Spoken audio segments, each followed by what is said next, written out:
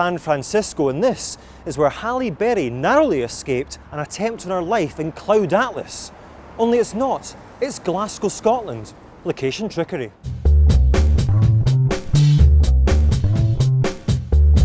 Should we explain that we know each other? Well, we can, yeah, well... Let's do that. What people might not know is I've always thought I was a bit of a catalyst for your success.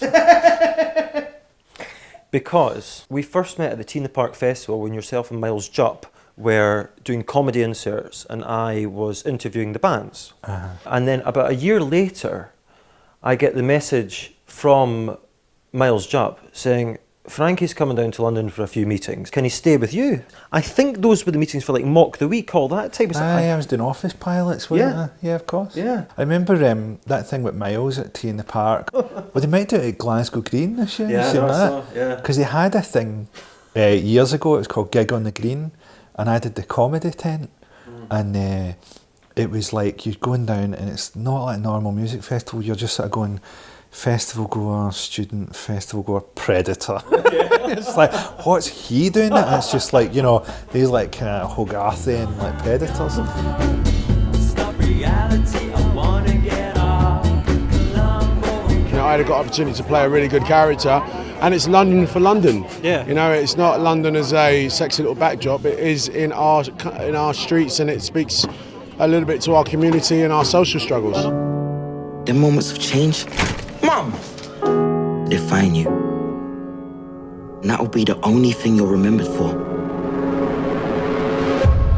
Looking at the credits for the film, you are producer, obviously actor, musical supervisor.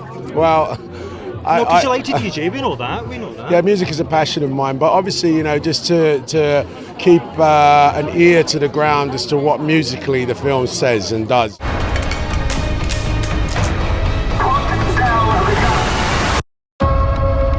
I think one of your finest creative moments was the 3 radio shows you did about African music for Radio 2. Oh yeah, thank you. And I also think, as a statement, you could make a claim that in 70s African funk was better than the funk coming out of America. Now your parents are Sierra Leone. Sierra Leone. I've got Murray Power, like, you know the band Murray Power from Sierra Leone? Yeah, of course. Then you've got the amazing stuff that happened in Kenya, with the Rift Valley Brothers, you know them? Yeah. And all this stuff.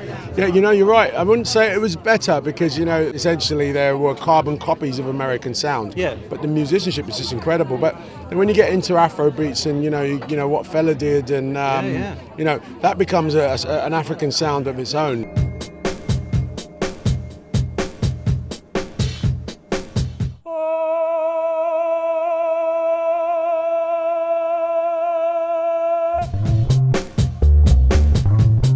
Welcome to Behind the Man, where the man I'm behind is currently in front of me.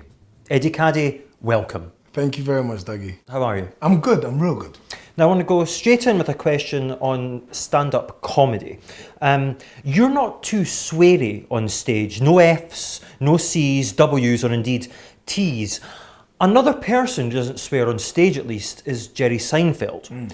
Is he an influence? No.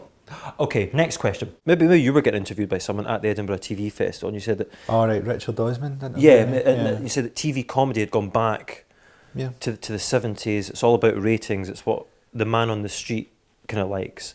And I immediately thought it's hard not to hear you say that and then to not think of the Sid Vicious quote when Sid Vicious was asked about his music. And I've met the man in the street and he's a yeah. Yeah.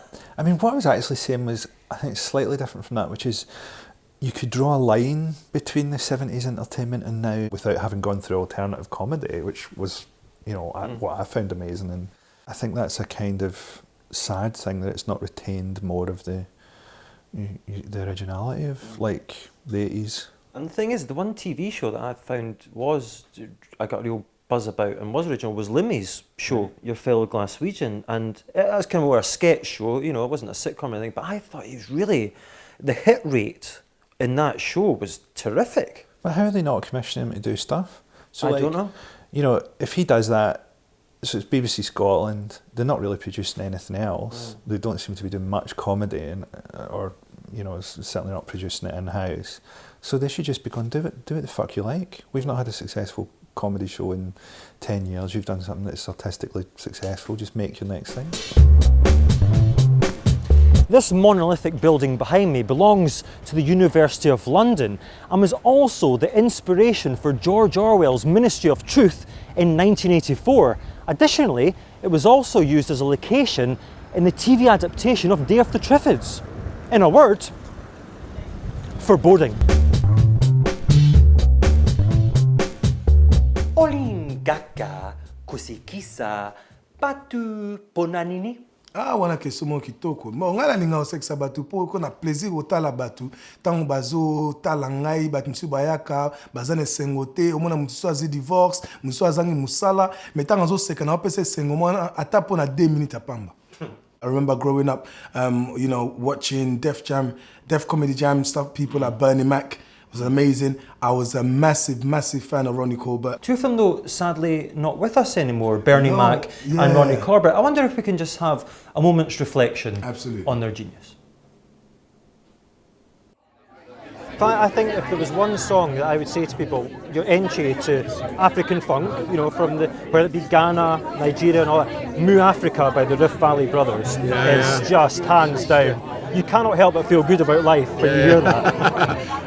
He knows his music, ladies and gentlemen. He really does. Well, the man does as well. Eddie Kadi, thank you so much for your time. It's been a pleasure speaking to you, and I look forward to seeing you once again, fully faced. My absolute pleasure. My worry is it might not be Dougie that's behind me now. I always say to whoever I interview, it's been a pleasure interviewing them, because it is, but it's also good to see old friends. It's good to see you again, man. The perfect